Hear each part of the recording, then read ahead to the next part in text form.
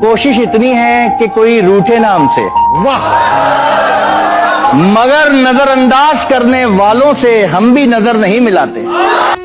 हैं रवां उस राह पर जिसकी कोई मंजिल ना हो, जुस्तजू करते हैं उसकी जो हमें हासिल ना हो। चाहता हूं मैं इस उम्र के अंजाम पर एक ऐसी जिंदगी जो इस तरह मुश्किल ना हो। हम सीधे साधे गांव के लोग हैं यार।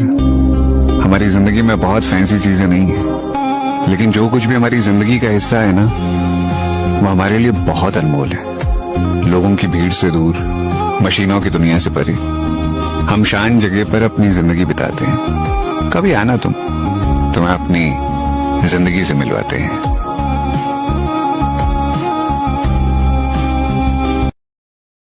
जिंदगी में कुछ दर्द ऐसे भी मिले जिन्होंने जान भी ले ली और जिंदा भी छोड़ दी।